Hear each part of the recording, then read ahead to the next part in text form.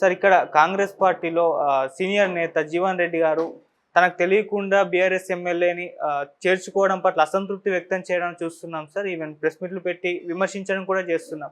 మరి ఏం జరుగుతుంది కాంగ్రెస్ పార్టీలో? ఈ విధంగా సీనియర్లు బయటకు వచ్చి వాళ్ళ అసంతృప్తిని తెలియజేయడం అనేది దేనికి సంకేతం అంటారు సార్? మీ ఒపీనియన్ దీనిపైన.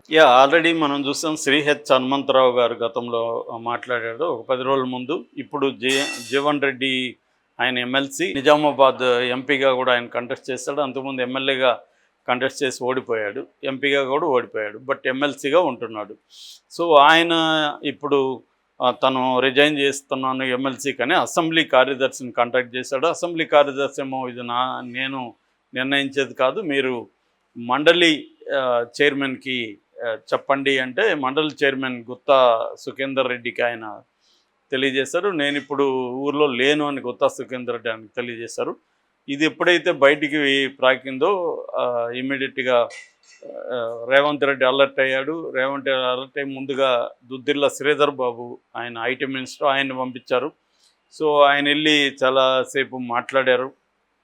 ఇట్లా ఏంటి మీ ప్రాబ్లం అంటే ఆయన జీవన్ రెడ్డి చెప్పింది ఏంటంటే జగిత్యాల ఎమ్మెల్యే డాక్టర్ సంజయ్ని బీఆర్ఎస్ నుంచి ఇక్కడ తీసుకున్నారు కాంగ్రెస్లోకి. అట్లాగే బాన్స్వాడ ఎమ్మెల్యే పోచారం శ్రీనివాసరెడ్డిని కూడా తీసుకున్నారు. ముఖ్యంగా జగిత్యాల ఎమ్మెల్యే నేను ఇక్కడ ఉంటున్నప్పుడు లోకల్గా నేను ఒక సీనియర్ నాయకుడిని కాంగ్రెస్. సో నన్ను కన్సల్ట్ చేయకుండా నాకు ఒక మాట మాత్రం చెప్పకుండా అతన్ని తీసుకుంటే ఇంకా నేను ఫైట్ చేసుకున్నాం గతంలో. ఇప్పుడు నాకు చెప్పి నాతో మాట్లాడిచ్చి చేస్తే నాకు ఒక గౌరవం ఉండేది. అదేమీ చేయకుండా మీరు ఇలా చేస్తే నాకు బాధేస్తుంది.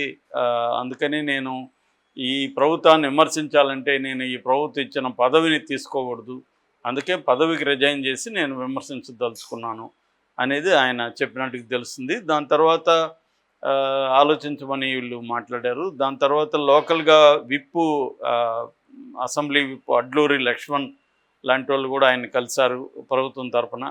అప్పటికి కూడా ఆయన సాటిస్ఫై కావట్లేదు. చివరికి రేవంత్ రెడ్డి సలహాతో డిప్యూటీ సీఎం బట్టి విక్రమార్క వెళ్ళి దాదాపు 1.5 hour ఆయనతో మాట్లాడారు. ఈ లోపల ఇక్కడ ఉన్న ఇన్ఛార్జ్ దీపాదాస్ మున్షి ఆమె కూడా ఆయనకి ఫోన్ చేసింది. ఆమె ప్రజెంట్ ఢిల్లీలో ఉంది. ఫోన్ చేసి ఇట్లా మీరు ఏ నిర్ణయం తీసుకోకండి, రిజైన్ చేయకండి, మీరు సీనియరు, మీ సీనియర్గా మీ సేవలను మేము కాంగ్రెస్ పార్టీ కోరుకుంటుంది, ఇది ఏదో కోఆర్డినేషన్లో ప్రాబ్లం వచ్చింది, మీకు చెప్పకుండా చేయడం కరెక్ట్ కాదు అని చెప్పారు. నేను వచ్చిన తర్వాత మనం కలుద్దాము, కలిసిన తర్వాత మాట్లాడిన తర్వాత మీరు నిర్ణయం తీసుకోండి అని దీపం మున్షి కూడా చెప్పిందని చెప్తున్నారు. అయితే ఆయన ఆర్గ్యుమెంట్ ఎలా ఉందంటే అసలు AICC all India Congress committee ఇలాగా ఎవరైనా ఒక పార్టీ నుంచి ఎన్నికై ఇంకొక పార్టీలో చేరితే వాళ్ళ సభ్యత్వం రద్దయిపోయే విధంగా ఒక చట్టం తీసుకొస్తాము అని హామీ ఇచ్చారు.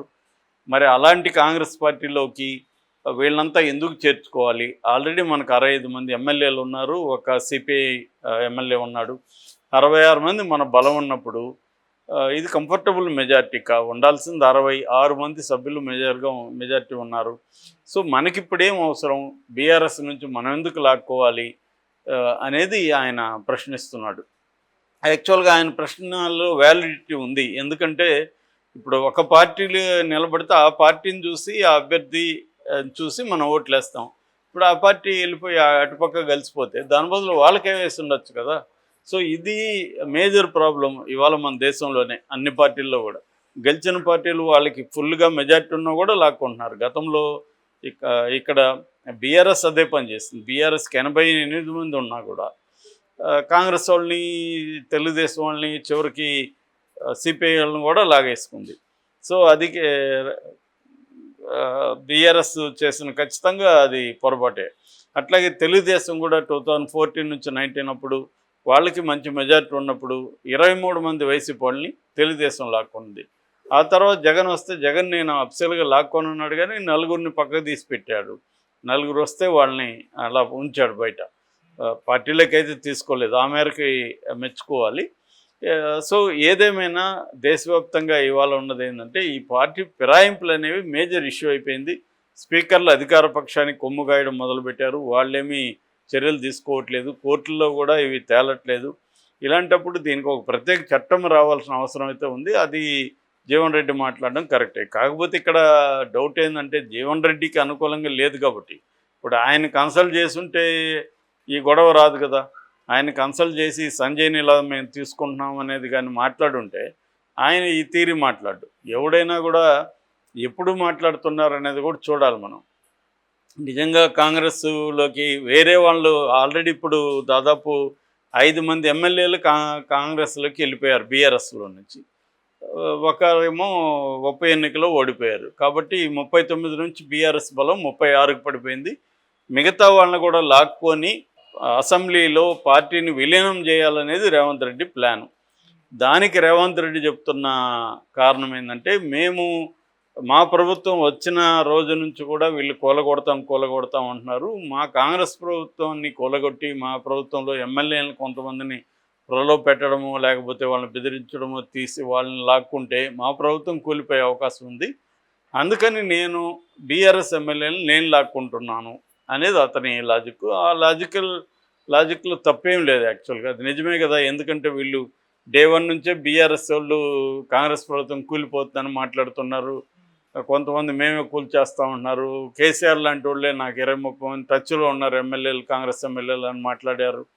సో ఈ కాంటెక్స్లో రేవంత్ రెడ్డికి తప్పకుండా భయం ఉండే అవకాశం ఉంది. ఎందుకంటే 60కి 6 మంది మాత్రం ఉన్నారు. ఏ 10 మంది జంప్ అయితే కాంగ్రెస్ ప్రభుత్వం కూలిపోతుంది. కాబట్టి రేపొద్దున కేసీఆర్ ఆయన దగ్గర డబ్బులు పుష్కలంగా ఉంది, ఏమన్నా అందరికీ ఒక 200 కోట్లు 300 కోట్లు ఇచ్చి లాగేసుకున్నాడు, గవర్నమెంట్ పడిపోయే అవకాశం ఉంది అనే ఒక భయం అయితే రేవంత్ రెడ్డిలో ఉండే అవకాశం ఉంది. రెండవది, ఈ జీవన్ రెడ్డి విమర్శిస్తున్నట్టు ఇది రేవంత్ రెడ్డి స్వంత నిర్ణయం కాదు కదా. ఇది అధిష్టానం అనుమతి లేకుండా రేవంత్ రెడ్డి ఈ పని చేయడు కదా. చేస్తే అధిష్టానం అడుగుతుంది కదా, నువ్వు ఎందుకు బీఆర్ఎస్ ఎమ్మెల్యేని లాక్కుంటున్నావు అని. అధిష్టానం కూడా రేవంత్ రెడ్డి అభిప్రాయంతో కన్విన్స్ అయింది. ఎందుకంటే ఇక్కడ బీఆర్ఎస్ ఎమ్మెల్యే మనం లాక్కోకపోతే బీఆర్ఎస్ రేపొద్దున ఇబ్బంది పెట్టచ్చు. రేపొద్దున బీఆర్ఎస్, బీజేపీ, ఎంఐఎం కలిసి గవర్నమెంట్ ఫామ్ చేయవనేది ఏమి గ్యారంటీ లేదు. పైకి మనం బీజేపీ ఎంఐఎం కలవదు కదా అనుకుంటున్నారు, కానీ ఎంఐఎం బీ టీమ్గా పనిచేస్తున్న విమర్శలు దేశవ్యాప్తంగా ఉన్నాయి కదా. బీజేపీకి బీ టీం అని అంటే ముస్లింల ఓట్లను చీల్చడమే ఎంఐఎం పని. ఆ మేరకు కాంగ్రెస్కి పడాల్సిన ముస్లిం ఓట్లను ఎంఐఎం చీల్చడం ద్వారా బీజేపీకి హెల్ప్ చేయడం అనే ఒక టాక్టిక్స్ని ఎప్పటి నుంచో కూడా ఎంఐఎం ఫాలో అవుతుంది. సో అలాంటప్పుడు రేపొద్దున ఈ 3 పార్టీలు కలవనేది ఏం లేదు. ఆల్రెడీ ఇట్లాంటి ప్రయోగాలు గతంలో కూడా బీజేపీ చేస్తుంది. అధికారం కోసం బీజేపీ ఎవరితోనే కలుస్తుంది, అది కలవదు అనేది ఏం లేదు. వాళ్ళు దానికి తగినట్టుగా వాళ్ళు సిద్ధాంతాలను మార్చుకుంటూ ఉంటారు. కాబట్టి థ్రెట్ అయితే ఉంది. రేవంత్ రెడ్డి లాజిక్లో కరెక్టే ఉంది, కానీ ఇది నెవర్ ఎండింగ్ లాజిక్. ఇది మళ్ళీ వాళ్ళు అలాగే చేర్చుకుంటారు, వీళ్ళు అలాగే చేర్చుకుంటుంటారు. ఇది నెవర్ ఎండింగ్ గేము. ఏదేమైనా ఇక్కడ కాంగ్రెస్ కొంత వీక్ అయినట్టుగా కనబడుతుంది. ఎందుకంటే ఎంపీ ఎన్నికల్లో ఆశించిన సీట్లు రాలేదు కాంగ్రెస్కి. బీజేపీ అనూహ్యంగా గతంలో 4 ఉంటే అనూహ్యంగా డబుల్ అయ్యి 8కి వచ్చింది. అందువల్ల కేంద్ర కాంగ్రెస్ నాయకత్వం కూడా తెలంగాణకు సంబంధించిన కాంగ్రెస్ పెర్ఫార్మెన్స్ మీద కొంత వాళ్ళకి అసంతృప్తి ఉంది. అందుకనే వాళ్ళు 8 రాష్ట్రాల్లో కమిటీలు వేశారు, ఫ్యాక్ట్ ఫైండింగ్ కమిటీలు. తెలంగాణలో కూడా వాళ్ళు ఫ్యాక్ట్ ఫైండింగ్ కమిటీ వేశారు. కమిటీ వేసి అసలు కాంగ్రెస్ మనం అనుకున్న స్థాయిలో పెర్ఫార్మెన్స్ ఇవ్వలేకపోవడానికి కారణం ఏంటి, బీజేపీ అనూహ్యంగా పుంజుకోవడానికి కారణం ఏంటి, మన వైపు నుంచి ఏం తప్పులు జరిగాయి. రేవంత్ రెడ్డి ఇటు పిసిసి ప్రెసిడెంట్గా ఉన్నాడు, ఇటు సీఎంగా ఉన్నాడు. కాబట్టి ఆయన ప్రధాన బాధ్యత వహించాల్సి ఉంటుంది, ఆయన సమాధానం చెప్పాల్సి ఉంటుంది.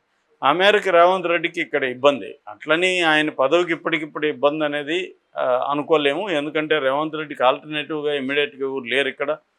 కాబట్టి అదేం జరగకపోవచ్చు, కానీ రేవంత్ రెడ్డి మాత్రం మళ్ళీ ఇప్పుడు వస్తున్న లోకల్ ఎన్నికల్లో ఆయన ప్రూవ్ చేసుకోవాల్సిన అవసరం ఉంటుంది రేవంత్ రెడ్డికి. ఆ మేరకు రేవంత్ రెడ్డి మీద ప్రెజర్ ఉంటుంది, అదైతే వాస్తవము.